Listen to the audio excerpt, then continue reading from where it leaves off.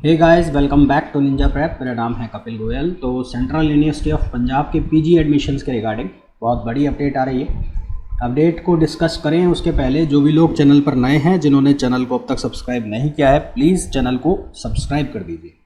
चाहे जो लोग पहली बार देख रहे हैं और जो लोग रेगुलर वॉच करते हैं और जिन्होंने अभी तक चैनल को सब्सक्राइब नहीं किया है, प्लीज़ चैनल को सब्सक्राइब कर दीजिए। सभी वीडियो को लाइक कर दीजिए और शेयर कर दीजिए। तो क्या अपडेट है उसके बारे में हम डिस्कशन कर लेते हैं। ये हमें पता है कि जो 5 जो लिस्ट है ना, 1 से लेके 5 तक जो लिस्ट है सेंट्रल यूनिवर्सिटी ऑफ पंजाब की, वो निकल चुकी थी। उसमें कई स्टूडेंट्स ने एडमिशन लिया था, कई ये था कि फ़ीस जमा कराने के बाद कैंसिलेशन की तरफ बढ़ रहे थे। उन सभी का जो कारण था वो ये था, हमें पता था कि BHU का, HCU का, JNU की काउंसलिंग नहीं हुई है। ठीक है, यानी कि ऑलमोस्ट अगर हम बात करें तो हमें दिख रहा था कि सीट फिल हो चुकी है, परंतु कहीं ना कहीं सीट खाली है। तो अब क्या, अब सेकंड काउंसलिंग स्टार्ट होने वाली है पंजाब की। सेकंड काउंसलिंग से क्या मतलब है? सेकंड काउंसलिंग से मतलब ये है कि जिस तरह से आपने फ़र्स्ट काउंसलिंग के लिए रजिस्ट्रेशन पोर्टल पर रजिस्ट्रेशन कराया था अपने आप को 100 रुपये 200 रुपये की फ़ीस जमा कराकर, उसी तरह से वापस से वो रजिस्ट्रेशन पोर्टल ओपन होगा। वहाँ पर वापस से आप लोगों को 100 रुपये 200 रुपये की फ़ीस जमा करा के अपने आप को रजिस्टर कराना है फर्दर काउंसलिंग प्रोसेस के लिए।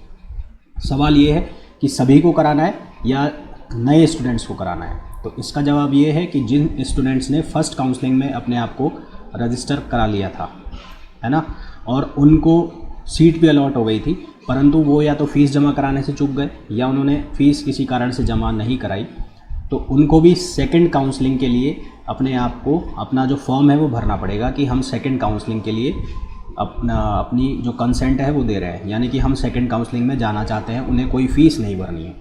और जो बिल्कुल फ्रेश स्टूडेंट है, जिन्होंने कोई भी अपना रजिस्ट्रेशन नहीं किया था पंजाब में काउंसलिंग के लिए, वो अपनी जो एप्लीकेशन है वो डाल सकते हैं पंजाब में सेकंड काउंसलिंग के लिए।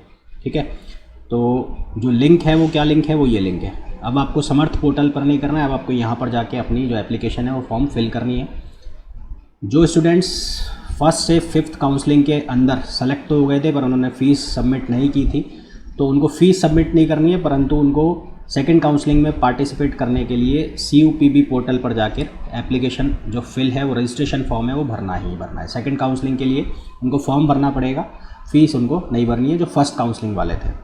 इसी तरह से सेकंड काउंसलिंग में जो लोग ये जो लिंक दिया हुआ है वो ये लिंक है, ये वाला लिंक CUPB पोर्टल का ये पोर्टल है, यहाँ पर आपको अपने आप को रजिस्टर करना है। फिर जो link for online counselling portal जो ये दिया हुआ है, ये लिंक पर कौन करेगा? जो बिल्कुल फ्रेश कैंडिडेट होगा। फ़ी क्या होगी? जनरल, OBC और EWS के लिए 200 रुपये और SC ST PWD कैटेगरी के लिए 100 रुपये। ठीक है, उसके बाद वापस से वही प्रोसेस चालू होगी, सारी की सारी जो फर्स्ट काउंसलिंग की तरह हुई थी। 21 तारीख से ये सेकंड काउंसलिंग के लिए पोर्टल ओपन हो जाएगा। 30 तारीख तक आपको अपनी जो भी रजिस्ट्रेशन है वो कंप्लीट कर लेनी है। Filling, choice filling, locking of choice वो कंप्लीट कर लेना है। 31/10 को जिन लोगों को फर्स्ट काउंसलिंग में सीट अलॉट हो गई थी उनको फिजिकल डॉक्यूमेंट वेरीफाई कराना है, जो पहली काउंसलिंग में अलॉट हो गए थे। अगर वो नहीं कराते तो उनकी सीट क्या चली जाएगी? कैंसिलेशन में चली जाएगी। 1 तारीख को सेकंड काउंसलिंग वालों की लिस्ट डिस्प्ले होगी, फर्स्ट मेरिट लिस्ट। 2 तारीख तक उनको फ़ीस सबमिट करानी है, अगर नहीं कराई तो वो सीट उनकी कैंसिल मानी जाएगी। फिर राउंड सेकंड होगा, 3 तारीख को उसकी लिस्ट आएगी। 4 तारीख तक उनको फ़ीस जमा करानी है, फिर भी खाली रहती है तो 5 तारीख को लिस्ट आएगी। 7 तारीख तक उनको फ़ीस जमा करानी है। यदि स्टूडेंट्स फ़ीस सबमिट नहीं करते हैं तो उनकी जो सीट है वो कैंसिल मान ली जाएगी। कैंसिल मान ली जाएगी तो वो फर्दर आगे प्रोसेस में बढ़ जाएगी।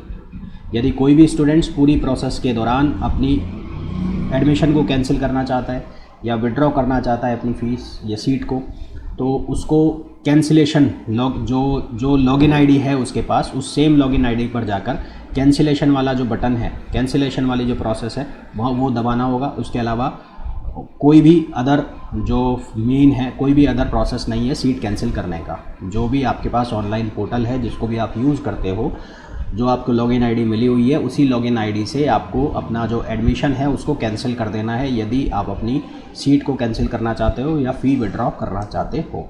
फ़ी विड्रॉ की क्या पॉलिसी है? अगर आपको 30 दिन के भीतर अंदर अपनी जो सीट है उसको कैंसिल कर दिया तो आपकी जो फ़ी है वो रिफ़ंड हो जाएगी। रिफ़ंड कब तक आएगा वो मैं बता चुका हूँ। 3 महीने तक का ये मैक्सिमम टाइम मांगते हैं, हो सकता है ये 1 महीने बाद, 2 महीने बाद, जब भी आपको दे आपके अकाउंट में आ जाएगी।